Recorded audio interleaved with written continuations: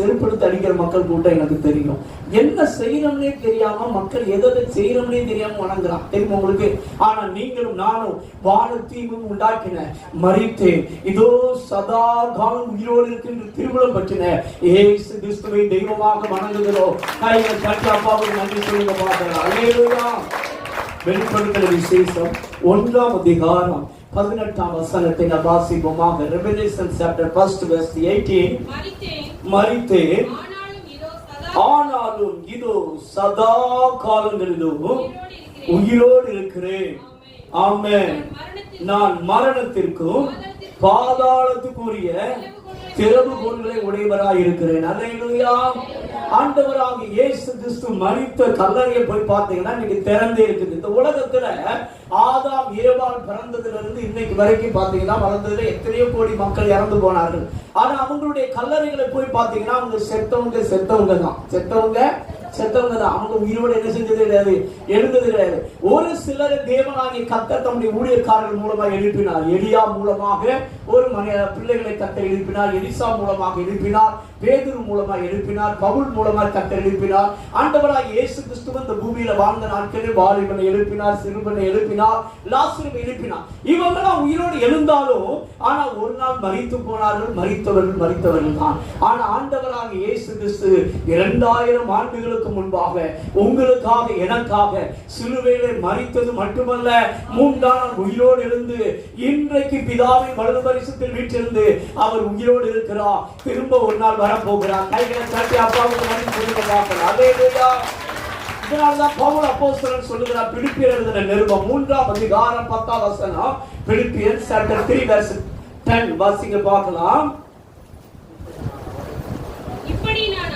இப்படி நான் அவரையும் அவருடைய உயிர்த்தெழுதலின் வல்லமையும் அவருடைய பாடுகளின் ஐக்கியத்தையும் அறிகிறதற்கும்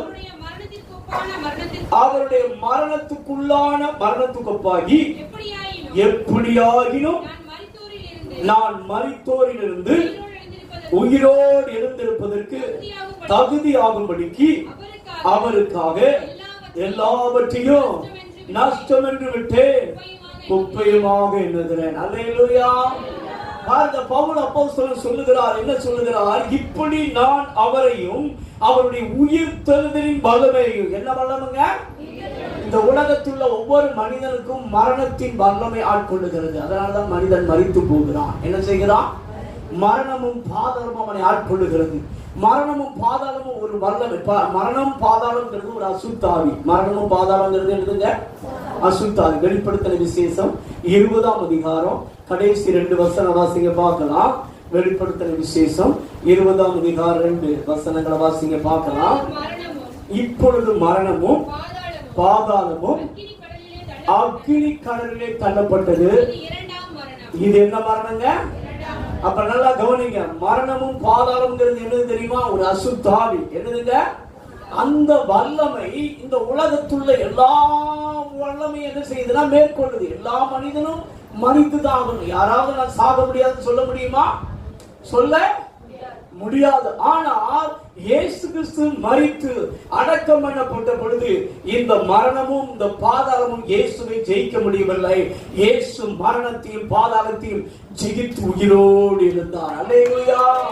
கைகளை தட்டி அப்பாவுக்கு நன்றி சொல்லுங்க பார்க்கலாம். மரணத்தின் வல்லமை அவரை மேற்கொள்ள முடியல. 1 கொரிந்தியர் 15ஆம் அதிகாரம் 55, 56, 57 வாசிங்க பார்க்கலாம். 1 கொரிந்தியர் chapter 15.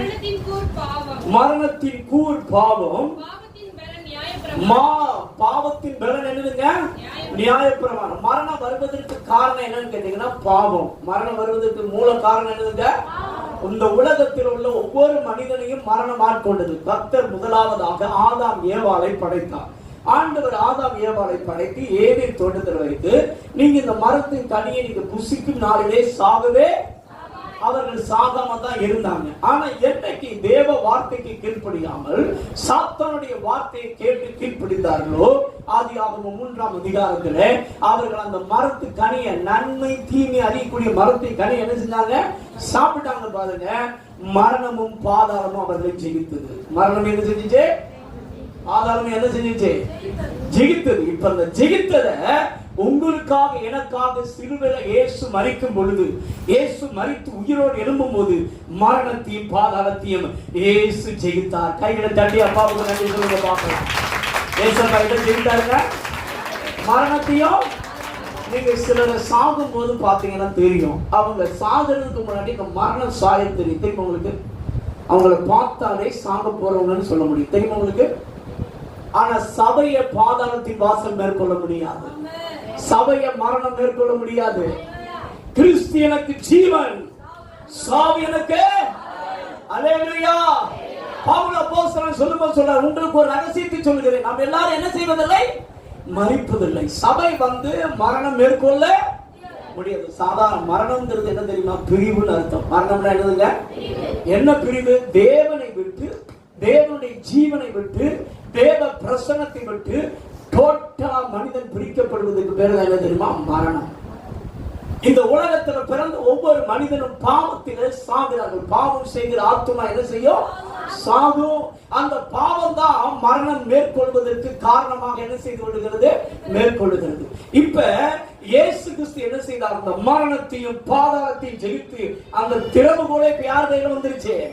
இயேசப்பா கையில வந்துருச்சு. அல்லேலூயா. இன்னைக்கு மரணமும் பாதாளமும் யாருடைய கண்ட்ரோல்ல இருக்குது? இயேசப்பா கண்ட்ரோல்ல இருக்குது. அல்லேலூயா. ஆனா இறுதி நியாய தீர்ப்பின் நாள்ல இந்த மரணத்திலையும் பாதாளத்திலையும் இந்த உலகத்துல எந்தெந்த மனிதன்லாம் பாவம் செஞ்சு இயேசுவை ஏற்றுக்கொள்ளாமல் சாகிறார்களோ அவர்கள் எல்லாரும் இந்த மரணத்திலும் பாதாளத்திலும் தான் இப்ப வேதனை பண்ணிட்டு இருப்பாங்க. என்ன பண்ணிட்டு இருப்பாங்க? வேதனை பண்ணிட்டு இருப்பாங்க. அக்கினியில, புழு, இப்படி பல காரியங்களை வேதனைப்பட்டு கொண்டிருப்பார்கள். இது எல்லாம் ஃபைனல் ஜட்ஜ்மெண்ட். இயேசு கிறிஸ்து நியாய தீர்ப்பு நாளிலே மரித்தோராகி பெரியோரையும் சிறியோரையும் என்ன செய்தேன்? நிற்க கண்டேன். அப்பொழுது சமுத்திரத்துல மரித்தவங்க ஒப்பு கொடுக்கப்படுவாங்க. இப்படி ஒவ்வொருத்தங்களா வரும்போதுதான் ஃபைனலா கர்த்தர் என்ன பண்றாரு அப்படின்னா, இந்த மரணத்தையும் பாதாளத்தையும் எங்க தள்ளுறாரு? அக்கினி கடல். என்ன கடலுங்க? ஜீவ புஸ்தகத்தில் பெயர் எழுதப்பட்டவனா காணப்படாதவன் எவனோ அவன் எல்லாருமே இதுக்குள்ள என்ன செய்யப்படுவார்கள்? தள்ளப்படுவார்கள். ஆனால் இயேசு கிறிஸ்துவை விசுவாசித்து அவரை சொந்த தெய்வமாக ஏற்றுக்கொண்டு உண்மையா மனம் திரும்பி முழுக்கு ஞானஸ்நானம் எடுத்து கிறிஸ்துவோடு கூட யார் மரித்து கிறிஸ்துவோடு கூட யார் உயிரோடு எழும்புகிறார்களோ அவர்களை இந்த மரணமும் பாதாளமும் ஜெயிக்க முடியாது. ஏனென்றால் இயேசு உனக்குள் ஜீவிக்கிறார். கைகளை தட்டி கர்த்தரை மகிமைப்படுத்துங்க பார்க்கலாம். அல்லேலூயா. அதனாலதான் இயேசு சொன்னார், மரித்தேன், இதோ சதா காலங்கள் நான் எப்படி இருக்கிறேன்? உயிரோடு இருக்கிறேன். என்னை விசுவாசிக்கிறவன்.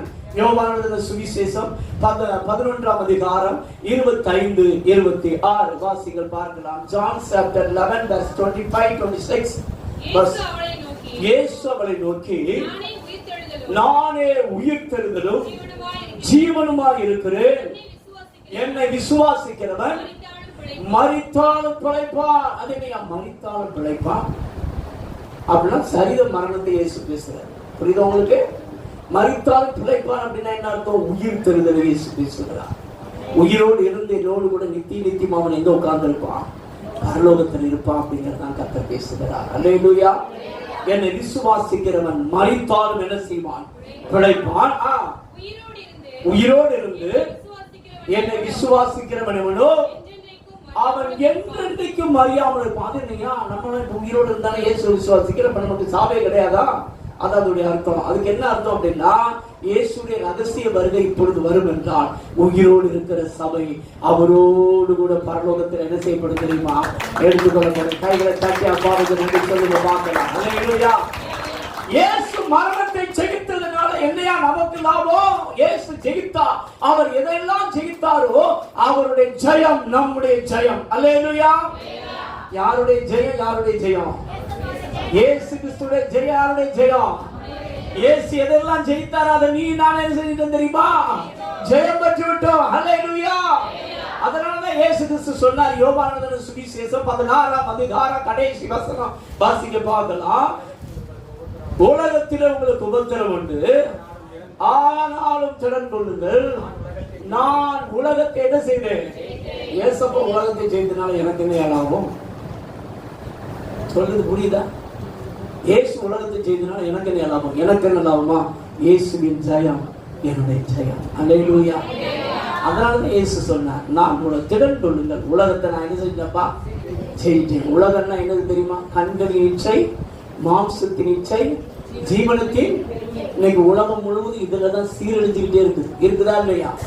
எல்லாரும் பாவத்தில் விழுந்து போறாங்க. அவங்களால அந்த பாவத்தின் வல்லமை ஜெயிக்க முடியல. நல்லா படிக்கிறாங்க, பார்க்க சின்ன பிள்ளையா இருக்கும்போது நல்லா தான் இருக்குது. வாலிப ஸ்டேஜ் வரும்போது பாவத்தின் வல்லமைகளை மேற்கொள்ளுது, உலகத்தின் வல்லமைகளை மேற்கொள்ளுது, சாத்தானுடைய வல்லமைகளை மேற்கொள்ளுகிறது, மரணமும் பாதாளமும் சாகிற நேரத்தில் அவர்களை மேற்கொள்ளுது. இந்த வல்லமை எல்லாம் அந்த உலகத்துள்ள மக்களால ஜெயிக்கவே. ஆனா சபை இதை ஜெயித்து விட்டது. கைகளை தட்டி கத்திர பார்க்கலாம். அல்லேலூயா. சபையை இந்த உலகம் ஜெயிக்க முடியாது. உலகம் என்னதுங்க? கண்களின் இச்சை, மாம்சத்தின் இச்சை, ஜீவனத்தின் பெருமை. உண்மையா நீ ரட்சிக்கப்பட்டிருந்தேனா உனக்குள்ள யாருடைய ஜீவன் இருக்கு தெரியுமா? இயேசுவின் ஜீவன் இருக்குது. அல்லேலூயா. இந்த கிறிஸ்துவின் ஜீவன் எவனுக்குள்ள இருக்குதோ அவனை எந்த பாவமும் ஜெயிக்க முடியாது. நமக்குள்ள இந்த வெள்ளை அணுக்கள், சிவப்பு அணுக்கள் இருக்குன்னு சொல்லுவாங்க, பார்த்திருக்கீங்களா? இந்த வெள்ளை அணுக்களுடைய டியூட்டியே என்னன்னு கேட்டீங்கன்னா, நமக்குள்ள இருக்கிற நோய் என்ன செய்யுது? எதிர்த்து போராடும். ஆனா ஒரு ஸ்டேஜ்ல அதால முடியல அப்படின்னா அது என்ன செய்ய தெரியுமா? விட்டு கொடுத்துரும். அப்பதான் நமக்கு அந்த நோய் என்ன செய்யணும்? ஓவர் கம் ஆயிடும். ஆனா இந்த நம்ம சரீரத்தில் இருக்கக்கூடிய வெள்ளையணுக்கள் கூட ஒரு நாளா செத்து போகலாம். ஆனா உனக்குள்ள இருக்கிற இயேசு கிறிஸ்துவ இந்த உலகத்தில் இருக்கிற எந்த வல்லமைனாலும் அழிக்க முடியாது. அதனால் எந்த பாவமோ, எந்த கண்களின் இச்சையோ, எந்த மாம்சத்தின் இச்சையோ, எந்த ஜீவனத்தின் பெருமையோ, எந்த சாத்தானுடைய போராட்டமோ, எந்த மரணமோ, பாதாளமோ உன்னை ஜெயிக்க முடியாது. ஜெயித்த இயேசு உன்னோடு இருக்கிற கைகளை. அல்லேலூயா. ஆனா மோசே மரித்த பொழுது மரணம் வந்து என்ன செஞ்சா போராடுச்சு. யார் வந்த பொழுது? மோசே மரித்த போது. யூதாவின் நிருபம் 1ஆம் அதிகாரம் 9ஆம் வசனம் வாசிங்க பார்க்கலாம். யூதாவின் நிருபம் 9ஆம் அதிகாரம்.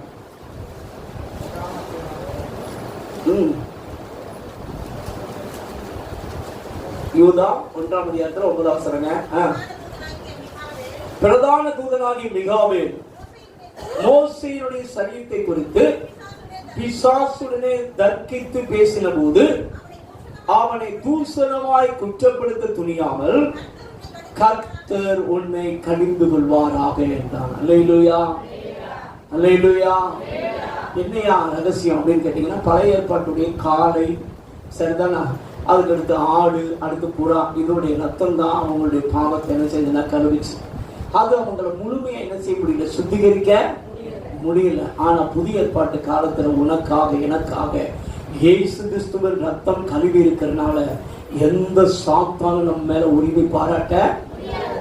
அதனாலதான் அங்க வந்து போராடுறான். எப்படி நீ மோசையை வந்து என்ன செய்யலாம், நீரே போய் அடக்கம் பண்ணலாம் அப்படின்னு சொல்லி என்ன செய்யலாம், தர்க்கித்து பேசுகிறான். மோசையுடைய சரீரத்தை குறித்து அவனுக்கு என்ன செய்யணும், வாக்குவாதம் என்ன செய்து உண்டாகிறத நம்ம அதை பார்க்கிறோம். ஆனா புதிய ஏற்பாட்டு சபையை குறித்து இயேசு சொல்லும் போது என்ன சொன்னார் தெரியுமா? பேதுருவை பார்த்து மத்தேயு எழுதின சுவிசேஷம் 16ஆம் அதிகாரம் 17-18 வசனங்களை வாசிங்க பார்க்கலாம். இந்த கல்லின் மேல் என் சபையை கட்டுவேன், பாதாளத்தின் வாசல்கள் அதை என்ன செய்ய முடியாது. அல்லேலூயா. 18ஆம் வசனத்தில் ஆண்டவர் சொல்றார் பாருங்க, இந்த கல்லின் மேல் என் சபையை கட்டுவேன், பாதாளத்தின் வாசல்களை மேற்கொள்ள. அப்ப பாதாளத்தின் வாசல் என்னதுங்க, கீழே இருக்கிற அசுத்தாவிகள். என்னங்க அசுத்தாவி. இந்த அசுத்தாவி வந்து மனிதன் என்ன செய்யுது அப்படின்னா மேற்கொள்ளுகிறது. அதனாலதான் மனிதன் செத்து போறான். மனிதன் சாகிறதுக்கு காரணமே என்ன அப்படின்னா, பாவம் பூர்ணமாகும் போது மரணத்தை என்ன செய்யும், பிறப்பிக்கும் என்று வேதம் சொல்லுகிறது. ஒரு மனிதன் குடிப்பழக்கத்திலும் விபச்சாரத்திலும் வேசித்தனத்திலும் அசுத்தத்திலும் தொடர்ந்து நிலைத்திருப்பான் என்றால் பாவம் பூர்ணமாகும் போது சாத்தான் வந்து விடுவான். வெளிநாட்டுல நடந்த ஒரு சம்பவம். ஒரு அமெரிக்க டாக்டர் பாத்தீங்கன்னா, அவர் பெரிய பணக்காரன் ஆகணுங்கிற அவருக்கு வாஞ்சி. என்னது வாஞ்சி. அதனால அவர் பாத்தீங்கன்னா சின்ன கிளினிக் தான் வச்சிருந்தாரு. அதுல வர்ற வருமானம் அற்பமும் சொற்பமும் வந்துருந்துச்சு. ஆனா அவர் பெரிய பணக்காரனா மாறணும்னு ஆசைப்பட்டார். உடனே என்ன பண்ணார் தெரியுமா, சாத்தானோட ஒரு அக்ரிமெண்ட் போட்டார். யாரோட அக்ரிமெண்ட்?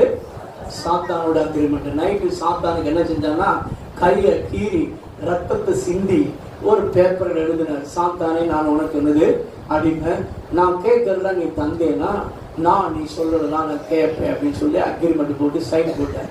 இவர் சைன் தன்னுடைய ரத்தத்தினால் போட்டார் பாருங்க. சாத்தான் அந்த இடத்துல இறங்கி வந்துட்டான். சாத்தானை பார்த்தோன்னே ஈஸி தெரியுமா உங்களுக்கு? கூப்பிட்டா வந்துடும், கூப்பிட்டா நெருங்கிடும், வந்துடும் தெரியுமா உங்களுக்கு? ஏன்னா உலகமே பாவத்துக்குள்ள தான் உட்காந்துருக்கு. அதனால அவன் சுற்றிக்கிட்டு இருக்கான். யாரடா அவங்களுக்கெல்லாம் நினைச்சான், சுற்றி தெரியுதான். அவன் வந்துட்டான். வந்து என்ன அப்படின்னு அந்த டாக்டர் சொன்னார், இதெல்லாம் எனக்கு நீ செய்யணும், நான் பெரிய பணக்காரனை மாறணும், நிறையா நடிகர்களோடு என்ன செய்யணும், நடிகைகளோடு நான் வாழ வேண்டும், நான் வந்து பெரிய பணக்காரனை மாறணும், அரசியல் தலைவர்களோடு உட்கார்ந்துருக்கணும் அப்படி இப்படின்னா, நான் உனக்கு நீ சொல்றதெல்லாம் செய்கிறேன் ரைட்டு, நானும் உனக்கு என்ன செய்யணும் வாக்கு கொடுக்குறேன் ரைட் ஓகே, உன்னோட அக்ரிமெண்ட் டீலுக்கு நான் ஓகே அப்படின்னா நடக்குது. ஒரு 3 வருஷம் பார்த்தீங்கன்னா சாத்தான் சொன்னதெல்லாம் என்ன செஞ்சான்.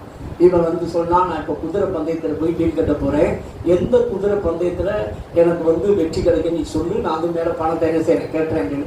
அதே மாதிரி சாத்தான் சொன்னான், இதில் நீ கேட்டு நான் என்னுடைய ஆவி அதுக்குள்ளே அனுப்பி நான் வெற்றி என்ன செய்வேன் தருவேன்னு சொன்னான். அதே மாதிரி பார்த்தீங்கன்னா வெற்றிக்கு மேலே வெற்றி ஐயாவுக்கு வந்தது. பணம் இருந்ததுனால நடிகைகளோட ஐயா என்ஜாய் லைஃப் பண்ணாரு. சரிதான? அரசியல் தலைவர்களும் பார்த்தீங்கன்னா எனக்கு பணம் வந்தோன்னு என்ன செஞ்சான்னா எல்லாம் ஸ்மார்ட் மாதிரி ஐயா பெரிய லெவலில் போயிட்டாரு. சரிதான? பெரிய ஆட்களோட உட்காந்து என்ன செய்யறாரு பேசுற. 3 வருஷம் முடிந்தது. சாத்தான் இறங்கி வந்தான். சாத்தான் சொன்னான், டாக்டர் நீ சொன்ன வாக்கின்படி, நான் உனக்கு கொடுத்த வாக்கின்படி என்னுடைய வாக்கை நிறைவேற்றி விட்டேன், இப்ப நான் சொல்றதை நீ கேட்கணும் அப்படின்னா என்ன செய்யணும், நான் இப்போ உன்னை கொண்டு நரகத்துக்கு கொண்டு போறேன் அப்படின்னா. எங்க கொண்டு போறேன்? இவருக்கு அப்பதான் வைத்தியம் என்ன செய்ய ஆரம்பிச்சது, கலக்க ஆரம்பிச்சது. இப்ப நான் இன்னும் பல வருடம் என்ன செய்ய விரும்புறேன், வாழ விரும்புறேன்னு சொன்னா, நீ சொல்றதும் நான் கேட்க முடியாது அப்படின்னு சொல்லி சாத்தான் தன்னுடைய கொடிய நகங்களினாலே அவனை காலி பண்ணி காலையில் அந்த டாக்டர் செத்து கிடந்ததாக நியூஸ் பேப்பர்ல வந்ததாக ஒரு தேவ ஊழியர் தெளிவாக எழுதியிருக்கிறார். அப்பதான் அவங்க அதை படிச்சு பார்த்துருக்காங்க. அந்த டீல் பண்ணது எல்லாத்தையும் அவங்க என்ன செஞ்சாங்க படிச்சு பார்த்து யோசித்து பாருங்களேன். இன்னைக்கு சாத்தானோடு நிறைய பேர் என்ன செய்யறாங்க, ஒப்பந்தம் பண்றாங்க. எங்கு பார்த்தாலும் இப்ப சாத்தான் சபைகள் இருக்கு தெரியுமா உங்களுக்கு? சாத்தான் சபைகளோடு ஒப்பந்தம் பண்ணி கொண்டு அவர்கள் என்ஜாய் லைஃபா வாழ்றாங்க. ஆனா சாத்தானோடு உடன்படிக்கை பண்ணக்கூடிய முடிவு பரிதாபம். என்னதுங்க? அந்த வல்லமை அவங்களால மேற்கொள்ள முடியாது. ஆனா இயேசுவோடு நீங்களும் நானும் ரட்சிக்கப்பட்டு உடன்படிக்கை பண்ணுவோம் என்றால் நான் நித்தியமா சந்தோஷமா வாழலாம். அல்லேலூயா. எப்படி வாழலாங்க? ஆனா மனம் திரும்பி யாரை ஏற்றுக்கொண்டிருக்கணும்? இயேசுவை ஏற்றுக்கொள்ளணும். இயேசு கிறிஸ்துவின் வல்லமை உங்களுக்குள்ள என்ன செய்யணும், இருக்கணும். யோவான் எழுதின சுவிசேஷம் 6ஆம் அதிகாரம் 41 ஆண்டவர் சொல்ல, நானே ஜீவப்பம், என் மாம்சத்தை புசித்து என் ரத்தத்தை பானம் பண்ணுறவனுக்கு நித்திய ஜீவன் உண்டு, நான் அவனை கடைசி நாள் உயிரோடு என்ன செய்வேன், எழுப்புவேன் அப்படின்னு ஆண்டவர் சொன்னார். அப்ப இயேசு கிறிஸ்துவை நமக்குள்ள பார்க்கும் பொழுது சாத்தானுடைய வல்லமை நம்மளை மேற்கொள்ள முடியாது. கலாத்தியர் 3ஆம் அதிகாரம் கடைசி 3 வசனங்களை வாசித்து பார்த்தீங்கன்னா, உங்களின் கிறிஸ்து இயேசுவுக்குள்ளாக ஞானஸ்நானம் பெற்றவர்கள் எத்தனை பேர்களோ அத்தனை பேர்களும் கிறிஸ்துவை தரித்துக் கொண்டிருந்தேன்னு சொல்லப்பட்டிருக்கு. அல்லேலூயா. நாம் எல்லாரும் யாரெல்லாம் முழுக்கு ஞானஸ்நானம் உண்மையா பாவம் மன்னிப்பை நிச்சயத்தை பெற்று முழுக்கு ஞானம் தரித்திருக்காங்களோ அவர்கள் யாரை தரித்துக் கொண்டிருக்கிறார்கள்? கிறிஸ்துவை தரித்துக் கொண்டு. கிறிஸ்துவை தரித்துக் கொண்டவனை எந்த ஒரு வல்லமை மேற்கொள்ள, எந்த உலகத்தின் வல்லமை மேற்கொள்ள முடியாது, எந்த பாவத்தின் வல்லமை மேற்கொள்ள முடியாது. பாவம் போராட்டம் வரலாம், ஆனா பாவம் ஜெயிக்க முடியாது. என்ன செய்ய முடியாதுங்க? ஜெயிக்க முடியாது. உலக போராட்டம் வரலாம், ஆனா உலகம் ஒண்ணு ஜெயிக்க முடியாது. சாத்தானுடைய போராட்டம் வரலாம், ஆனா சாத்தானுடைய ஜெயிக்க, எல்லாவற்றையும் ஜெயித்த இயேசு யாருக்குள்ள இருக்கிறாரு? நமக்குள் இருப்பது மட்டுமல்ல, நாம் அவரை தரித்திருக்கிறோம். யாரை தரித்திருக்கிறோம்? நம்மளை பார்க்கும் போது சாத்தான் யாரை பார்க்கிறான் சொல்லுங்க? ஆனா நிறைய பேர் நம்ம மறந்துருக்கோம். தான் மேட்ரு. நம்ம என்ன செஞ்சிருந்தோம்? மறந்தோம். ஒரு சகோதரிக்கு பிசாசு திறந்து போயிருந்தோம். அந்த சகோதரி பாத்தீங்கன்னா அந்த சேட்டிங் மூலமா பல பாவத்தை செஞ்சு 100 பிசாசுக்கு மேல உட்கார்ந்துருக்கு. ஒவ்வொரு பிசாசா இயேசுவுடைய கிருபையினால சொல்லி ஜெபம் பண்ணி வெளியே போன சில பிசாசு சொல்லிச்சு, நான் போக மாட்டேன் அப்படின்னுச்சு. போக மாட்டியா அப்படின்னு உடனே நான் சொன்னேன், ஏய் எனக்குள்ள இருக்கிற இயேசுவை கொஞ்சம் பாரு அப்படின்னு. யார பாரு? அது நீ என்கிட்ட டைரக்டா பேசிக்கிட்டு இருந்துச்சு. ஏய் பிசாசே, இப்ப எனக்குள்ள யாரு இருக்கா? இயேசு இருக்கிற. கொஞ்சம் கண்ணை திறந்து பாரு அப்படின்னு பாருங்க. எனக்குள்ள இயேசு இருக்கிறார் பாருங்கும் போது அதால என்ன செய்ய முடியல, பார்க்க முடியல. ஆஹா என்னால முடியலங்குது. உடனே முழங்கால் போட்டு இயேசு கூப்பிட்ட, ஏய் நீ கூப்பிட்டா இயேசு வர்றாருப்பா, என்னால இருக்க முடியல, நான் போறேன் அப்படின்னு பாருங்க. சாத்தானுக்கு தெரியுது, ஆனா நமக்கு என்ன செய்ய மாட்டேங்குது, நமக்கு தெரியணும். அல்லேலூயா. திருட்டு போய் பேசும்போது சொல்லணும், நான் யாரை தரித்திருக்கேன் தெரிந்தவனுக்கு அப்படின்னு கேட்கணும். யாரை தரித்திருக்கிறேன்? இயேசு கிறிஸ்துவ நான் என்ன செஞ்சிருக்கேன்? என் தலை யாரு தெரியுமா? உங்க தலை யாரு சொல்லுங்க. நீங்க உங்களை பார்க்கும்போது எப்படி பார்க்கணும்? கிறிஸ்துவை தரித்தவர்களா பார்க்கணும். என் ஒவ்வொரு அவயமும் யாருடைய அவயம்? இயேசு கிறிஸ்துவின் ரத்தம் எனக்குள்ள என்ன செய்து வாய். இந்த விசுவாசம் தான் உலகத்தை ஜெயிக்கும். 1 யோவான் 4 அதிகாரம் 14, 15 வாசிங்க பார்க்கலாம். 1 John chapter 14 verse 15 வாசிங்க பார்க்கலாம். 1 யோவான் 4 அதிகாரம் 14, 15. 1 யோவான் 4 அதிகாரம் 14, 15. நம்முடைய விசுவாசமே உலகத்தை ஜெயிக்கிற ஜெயம். 5 அதிகாரம் 1 யோவான் 5 அதிகாரம் 4 வசனம் 5 வசனம் வாசிங்க பார்க்கலாம். தேவனால் பிறப்பதெல்லாம் யாரால் பிறப்பதெல்லாம்? அதனால்தான் இயேசு சொன்னார், நான் உலகத்தை என்ன செய்தேன். நீங்களாம் தேவனால பிறந்திருக்கீங்களா? எத்தனை பேருக்கு நான் மறுபடி பிறந்திருக்கிறேன், நான் ரட்சிக்கப்பட்டிருக்கிறேன், எனக்குள்ள இயேசு இருக்கிறார் அப்படிங்கிற நிச்சயம் எத்தனை பேருக்கு இருக்குது? அவங்களா கை வைத்துங்க பார்க்கலாம். சிலருக்கு டவுட் இருக்குது, அதனால பாதி கைக்கு மேல என்ன செய்ய மாட்டேங்குது, வர மாட்டேங்குது. சரிதாங்க? வராத ஆட்களால ஜெயிக்க ஐயோ ஏன் கேட்குறீங்க பாஸ்டர்? இங்கிட்டு போனா அங்கிட்டு பாவம், அங்கிட்டு போனா இங்கிட்டு பாவம், அங்கிட்டு போனா திருட்டு பையன் வேற நைட் நேரம் வந்து அமுக்கிட்டு இருக்கேன், என்ன பண்றேன்? ஒரே அமுக்கலா இருக்குது. நைட்டு வந்து பிசாசு போராட்டம் ஓவரா இருக்கு பாஸ்டர். என்ன போராட்டம்? பிசாசு போராட்டம் இருக்குது. எங்கிட்டு போனீங்கன்னா துன்மார்க்கமான மனிதர்கள் என்ன போட்டு அமுக்குறாங்க. பாவத்தின் வல்லமை பாத்தீங்கன்னா பெருசா இருக்கு பாஸ்டர். என்னது? என்ன வல்லமை பெருசா இருக்குன்னா நிறைய இருக்கு. அப்படித்தான் தெரியுது. இன்னைக்கு உள்ள உலகத்தை படி பார்த்தா பாவம் வந்து பயங்கரமா தெரியுது. பாவம் தான் என்னமோ ஜெயிச்சது போலமோ, என்னமோ நம்மளாம் வந்து டம்மி பீஸ் போலோம் அப்படின்னு நினைக்க தோணுது. ஆனா கிறிஸ்துவின் சபையை பாவத்தின் வல்லமை என்ன செய்ய முடியாது, மேற்கொள்ள. சாத்தானுடைய வல்லமை ஜெயிக்கவே முடியாது. அதனாலதான் இங்க ஆவியானவர் எழுதுகிறார், தேவனால் பிறப்பதெல்லாம் உலகத்தை ஜெயிக்கும். நம்முடைய விசுவாசமே உலகத்தை ஜெயிக்கிற ஜெயம். அல்லேலூயா. நம்முடைய விசுவாசம் என்ன? இயேசுவின் ஜெயம் என்னுடைய ஜெயம். அல்லேலூயா. ரட்சிக்கப்பட்ட சபையை உன்னை பார்த்து கர்த்தர் சொல்லுகிற வார்த்தை என்ன தெரியுமா? இயேசு ஜெயித்தார், அந்த ஜெயம் தான் உன்னுடைய ஜெயம். இனிமேல் நீ ஜெயம் பெற போறது இல்லை. நல்லா கவனிக்கணும். இனிமேல் நீங்க எந்த காரியத்துல என்ன பெற போறது இல்லை. நீங்க ஒரு நாள் சொல்லலாம், பாஸ்டர் நான் பாவத்துல போராடிக்கிட்டு இருக்கேன், விசுவாசி என் கூட போராடுது, உலகம் என் கூட போராடுது, இதனுடைய வல்லமையினால் நான் பண்ற பாடுக்கு அளவே கிடையாது. கோபம் என் கூட போராடுது. என்ன போராடுது? கோபம் போராடுது, மாம்சம் போராடுது. சரிதானே? என்கிட்ட அது போராடுது, இது போராடுதுன்னு 5 எதிரி சொன்னேன். 5 எதிரி என்ன செய்யறான்? போராடுறான் அப்படின்னு நீங்க சொல்லலாம். ஆனா அந்த 5 எதிரியும் இயேசு ஜெயித்து விட்டார். அல்லேலூயா. யார் ஜெயிச்சிட்டாருங்க? இயேசப்பா ஜெயித்த இயேசு இப்ப யாருக்குள்ள வந்துட்டாரு சொல்லுங்க? நமக்குள்ள வந்துட்டாரு. இப்ப நம்ம இதை ஜெயிக்கணும் அப்படின்னா இயேசு எனக்குள் இருக்கிறார் என்பதை விசுவாசித்து வாயை திறந்து என்ன செய்யணும்? அல்லேலூயா. இயேசுவின் ஜெயம் தான் யாருடைய ஜெயம்? என்னுடைய ஜெயம். உன் கண்கள் இச்சம் உன்னை மேற்கொள்ள முடியாது, மாம்சத்தின் இச்சம் உன்னை மேற்கொள்ள முடியாது, ஜீவனத்தின் பெருமை உன்னை மேற்கொள்ள முடியாது. ஏன்னா நீ யாரை தரித்திருக்கிறாய்? இயேசுவை தரித்திருக்கிறாய். அல்லேலூயா.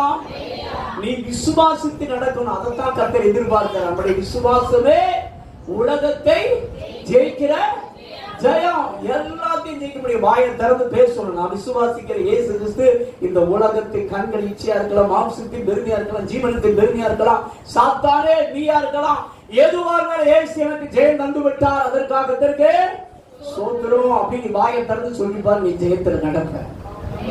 நீ எதை விசுவாசிக்கிற அதை பெற்றுக்கொள்ள மறந்து போகாதீங்க. 1 கொரிந்தியர் 5 அதிகாரம் 6 வசனம் விதமாய் சொல்லுகிறது, நாம் தரிசித்து நடவாமல் விசுவாசித்து நடக்கணும். எப்படி நடக்கிறங்க? தரிசித்து நடவாமல். தரிசித்துனா உணர்றது. நான் உணர்றது தான் நான் என்ன செய்யறேன், நம்புறேன், நம்ம சொல்றோம். அப்படித்தானே? 2 கொரிந்தியர் 5 அதிகாரம் 6 வசனம் பார்க்கலாம். 2 கொரிந்தியர் சாப்டர் நாம் தரிசித்து நடவாமல் 5:6 2 கொரிந்தியர் 5:6 திரும்ப இல்ல, நாம் தரிசித்து நடவாமல் நாம் விசுவாசித்து. அல்லேலூயா. நாம் எப்படி நடக்கணுங்க? தரிசித்தன என்ன அர்த்தம்? நீ என்ன உணர்றங்கிறது இப்ப மேட்ரு கிடையாது. புரியுதா? நீ என்ன உணர்றங்கிறது ஒரு வேலை சொல்லலாம். பாஸ்தபடி பாவம் போராடுறது, நான் போய் பாவத்தை ஜெயிச்சுட்டேன்னு சொல்றீங்க அப்படின்னு நீங்க சொல்லலாம். ஆனா இயேசு பாவத்தை ஜெயிச்சுட்டானே நீ என்ன செஞ்ச? நீ எங்கிருந்து ஸ்டார்ட் பண்ற தெரியுமா? நீ ஜெயம் பெறுகிற இடம் இனிமேல் அல்ல, ஜெயத்தில் இருந்து ஜெயத்தை நோக்கி போகிறாய். அல்லேலூயா. எங்க இருந்து எங்க போறீங்க சொல்லுங்க பார்க்கலாம். ஜெயம் எங்க? சிலுவையில ஜெயம். அல்லேலூயா. சபை ஸ்டார்ட் பண்ண இடம் எது தெரியுமா? சிலுவை. சிலுவை என்ன தெரியுமா? ஜெயம் பெற்ற இடம். மரணமே உன் கூர் எங்கே? பாதாளமே உன் ஜெயம் எங்கே? மரணத்தின் கூர் பாவம். நம்முடைய கர்த்தராகிய இயேசு கிறிஸ்துவினாலே நமக்கு ஜெயம் கொடுக்கிற தேவனுக்கு அல்லேலூயா. இயேசுவின் நாமத்தில் நின்னா எதையும் ஜெயிக்க முடியும். அல்லேலூயா. ஏன்னா ஏற்கனவே இயேசு ஜெயித்து விட்டார். ஜெயம் பெற்ற இடத்துலதான் உன் வாழ்க்கை ஸ்டார்ட் ஆகுது. சபை ஸ்டார்ட் பண்ற இடம் எது தெரியுமா? ஜெயம் பெற்ற இடம். அல்லேலூயா. எக்ஸாம் எழுத வேண்டிய அவசியம் இல்லை. எக்ஸாம் இயேசுவே என்ன செஞ்சாரு சொல்லுங்க. இதை நான் பாஸ் பண்ணிட்டு விசுவாசிக்க வேண்டியது யாருடைய டியூட்டி சொல்லுங்க? நம்ம டியூட்டி. அல்லேலூயா. இதனாலதான் 2 கொரிந்தியர் 2ஆம் அதிகாரம் 14ஆம் வசனத்தில் ஆவியானவர் விதமாக எழுதுகிறார். 2 கொரிந்தியர் chapter 2 verse 14, கிறிஸ்துவுக்குள் எப்பொழுதும் எங்களை வெற்றி சிறக்க பண்ணி எல்லா இடங்களிலும் எங்களை கொண்டு அவரை அறிகிற அறிவின் வாசனையை வெளிப்படுத்துகிற தேவனுக்கு அல்லேலூயா. தேவ பிள்ளையே, இனிமேல் நீ ஜெயம் பெற போறதில்லை. இயேசுவின் ஜெயம் உன்னுடைய ஜெயம். அல்லேலூயா. பிதாவாகிய தேவன் கிறிஸ்துவுக்குள் யாருக்குள்ளங்க? உங்களை நீங்க இப்ப யாருக்குள்ள பார்க்கணும் தெரியுமா? கிறிஸ்துவுக்குள்ள பார்க்கணும். யாருக்குள்ள பார்க்கணும்? கொஞ்சம் எல்லாரும் கற்பனை பண்ணுங்க. நான் யாருக்குள்ள இருக்கிறேன்? யார் என்ன மூடி இருக்கிறா? என் தலை யாரு? என் கண்ணு யாரு? என் வாய் யாரு? என் காது யாரு? என் ஒவ்வொரு அவயமும் யாரு? எனக்குள் ஓடுற ரத்தம் எந்த ரத்தம்? இயேசுவின் ரத்தம் பரிசுத்தமானது இல்ல அசுத்தமானதா? அப்ப பரிசுத்தமாக முடிக்க முடியாதா? இந்த ரத்தத்தை ஏதாவது ஜெயிக்க முடியுமா சொல்லுங்க? எனக்குள்ள இருக்கிற மாம்சம் பயங்கரமா போராடுது பாஸ்டர், என்னால ஜெயிக்கிறேன் அப்படி இல்லை பாஸ்டர். அப்படிலாம் ஒன்றுமே கிடையாது ஐயா. நீ ஒழுங்கா முழுக்க நான் சென்றது செத்துட்டேன்னு அர்த்தம்.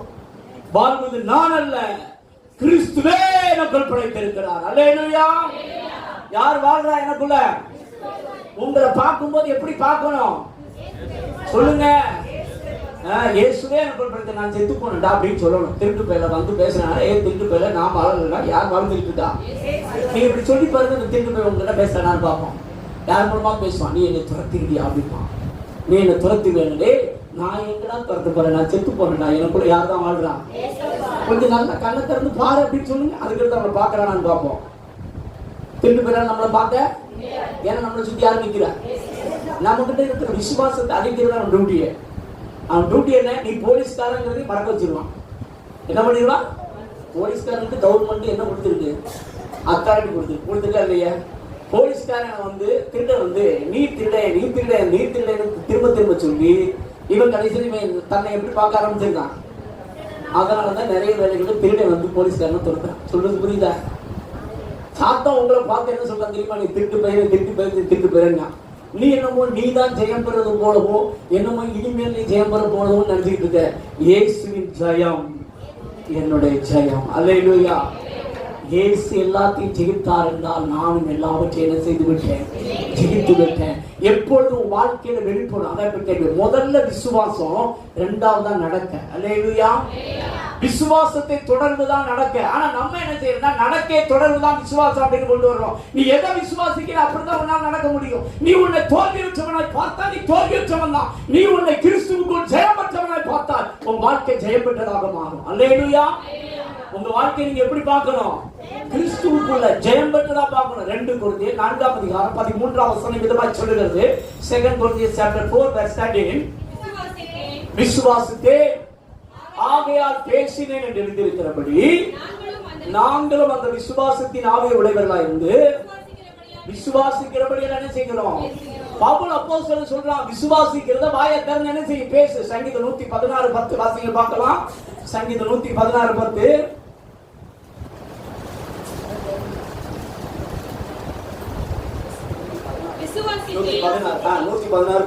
விசுவாசித்தேன் ஆகையால் பேசுகிறேன். விசுவாசித்தேன் ஆகையால் என்ன செய்கிறேன்?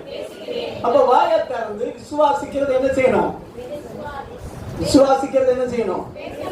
உணர்றத பேசக்கூடாது. நீ என்ன உணர்றங்கிறது மேட்ரு கிடையாது. சொல்றது புரியுதா? நீ உணர்றது வியாதியா இருக்கலாம், நீ உணர்றது திருட்டு போய் பிசாசுடைய பிரசன்ஸா கூட இருக்கலாம். பிசாசு வந்து சொல்றான், இன்னைக்கு நைட்டு தனியா மாப்பிள்ள நீ மாட்டிக்கிட்ட, நான் மட்டும் தான் நிக்கிறேன், உன்னை காப்பாத்துறதுக்கு யாருமே இன்னையோட சாப்டர் க்ளோஸ் அப்படின்னு அவன் சொல்றான்னு வச்சுக்கோங்க. நேரத்தை வந்து சொல்றானே வச்சுக்கோங்க. இப்ப நீங்க உணர்றது யாருடைய பிரசன்ஸ் உணர்றீங்க? அது ரெண்டாவது, அந்த மேட்டர் பிறகு பார்ப்போம். இப்ப இந்த மேட்டர் கவனிங்க. இப்ப நீங்க உணர்றது யாருடைய பிரசன்ஸ்? திருட்டு பையனே உணர்ச்சி பிரசன்ஸ். ஏன்னா அவன் தானே நிக்கிறான், அவன் சத்தத்தை என்னால என்ன செய்ய முடியுது? கேட்க முடியுது பாஸ்டர். நிறைய பேர் எங்களை சொல்றான், உள்ளத்துல வந்து செத்து போவேன்னு சொல்றான், எனக்கு பயமா இருக்குது பாஸ்டர் அப்படின்னு நிறைய பேர் வந்து சொல்றாங்க. பார்த்துருக்கீங்களா? ஹலோ, யார் வந்தோடனே உனக்கு வந்துருச்சு, அவளுக்கு வந்த மாதிரியே வந்திருக்குது, அவ போற இடத்துல போட்டுன்னு போயிட்டா, உனக்கு என்ன செஞ்சிடும்? போட்டுன்னு போயிடும். ஒரு சகோதரி என்கிட்ட போன் பண்ணாங்க, நைட்டு போன் பண்ணி, நைட்டு 12 மணி இருக்கும், போன் பண்ணி, பாஸ்டர் எனக்கு ரெஞ்சு பார்த்தீங்கன்னா மூச்சு விட முடியாம ரொம்ப படபடன்னு வருது, செத்து போயிடணும், பயமா இருக்குது அப்படின்னா. ஏமா பயப்படுற? ஏசு தான் நம்ம கூட இருக்காருல, நீ ஏன் பயப்படுற அப்படின்னு. இல்லை பாஸ்டர், 2 நாளைக்கு முன்னாடி எங்க வீட்டு பக்கத்துல ஒரு சகோதரிக்கு இப்படித்தான் மூச்சு விட முடியாம படபடன்னு வந்துச்சு, ஆஸ்பத்திரிக்கு கொண்டு போனாங்க, போற வழியில போட்டு எழுதிட்டாங்க. அதனால எனக்கு இப்ப என்ன வருகிறது? போட்டு போயிடுவேன். இது யார் சொல்றது? திருட்டு பைய சொல்றது. திருட்டு பைய சொல்றதுன்னா இங்க நினைச்ச கூடாது, ஆமா சாங்க நினைச்ச கூடாது, போடக்கூடாது. இப்ப இயேசு கிறிஸ்து மத்தேயு எழுதின சுவிசேஷம் 4ஆம் அதிகாரம் 1 to 11 வரைக்கும் சோதிக்கப்படுறாரு. இப்ப இயேசு கிறிஸ்து 40 நாள் பாஸ்டிங் இருந்தா தேவன் வந்து நிற்பாருன்னு பார்த்தா யார் வந்து நிக்கிறான்? சொல்லுங்க. நம்மளும் பாஸ்டிங் இருந்தா என்ன நினைப்போம்? யார் வரணும்னு நினைப்போம்? தேவன் தான் வரணும்னு நினைப்போம். ஆனா யார் வந்து நிக்கிறா? இப்ப எப்படி இருக்கும் நமக்கு? சொல்லுங்க, எப்படி இருப்போம்? நம்ம ஜெபிக்க வைத்த வழி என்ன செய்யுது? கூடுது. ஜெபிக்க தலைவலி என்ன செய்யுது? ஜெபிக்க போராட்டம் தான் என்ன செய்யுது? இயேசுவோட பிரசன்ஸ் என்ன செய்ய முடியல? பாஸ்டர் பார்க்க முடியல, என்ன செய்ய முடியல? இப்ப நீ எதை விசுவாசிக்கிற அப்படிங்கறத மேட்ரு. எதை விசுவாசிக்க போறீங்க? தேவ வார்த்தையை விசுவாசிக்க போறீங்களா, இல்ல என்ன உணர்றேங்கிறத விசுவாசிக்க போறீங்களா? அதான் இப்ப மேட்ரு. இப்ப இயேசு என்னத்தை விசுவாசித்தார் தெரியுமா? என்று எழுதி இருக்கிறது. அதான் சொன்னாரா சொல்லையா? இப்ப நீங்க என்ன சொல்லணும்? திட்டு பேரை பார்த்து நைட் நேரம் வந்து சொல்லுவான், நீ செத்து போவ அப்படின்னு சொல்லுவான். நீங்க சொல்லணும், நான் சாவாமல் பிழைத்திருந்து கர்த்தருடைய செய்களை அப்படின்னு தான் வசனம் சொல்லுது. அப்படித்தானே? அப்ப நீங்க என்ன சொல்லணும்? சாவாம அப்படி சொல்லணும். சாத்தான் சொல்லுவான், நான் மட்டும் தான் நிக்கிறேன். யாரா சொன்னது? இயேசு சொல்ற, நான் உன்னை விட்டு உன்னை சாத்தானே இயேசு சொல்லி இருக்கிறாரு, நான் உன்னை விட்டு விலகுவதும் இல்லை. ஒருவேளை நான் இப்ப உணராம இருக்கலாம், ஆனா அதுக்காக அவர் எனக்குள்ளதான் நினைச்சாரு. போயேசுவின் நாமத்தில் அப்படின்னு சொல்லுங்க, ஒளிய போயிருவான். அதை விட்டுட்டு அவன் சொல்றதுக்குலாம் ஆமா சாமி போட்டீங்கன்னா நீங்க மறுகை ஆயிருவீங்க. நீங்க என்ன கையாயிருவீங்க? மறுகையான என்ன அர்த்தம்? சேர்த்து போவீங்க. சரிதானா? அவன் சொல்றதெல்லாம் போட்டு ஆமா சாமி என்ன செய்யக்கூடாது? போடக்கூடாது. இயேசுக்கிட்டே வந்து நிறைய பேர் பார்த்தீங்கன்னா பிரசங்கம் பண்றாங்க ஜெபத்துல. என்ன ஜெபம் அப்படின்னு தெரியாதீங்களா? ஆண்டவரே இருக்க மோசமாக்கி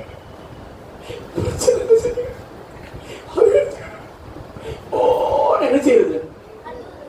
அப்ப ஆண்டவர் பாப்பா, நீ போகலாம், நீ விசுவாசப்படி உனக்கு என்ன சொல்றாரு? நீ போகலாம். நம்மாக்கள் என்ன விசுவாசிக்கிறாங்க நினைக்கிறீங்க? தேவ வார்த்தையை விசுவாசிக்க சொன்னா சொந்த கதையும் சோ கதையும் விசுவாசிக்கிறது. எந்த கதையை விசுவாசிக்கிறது?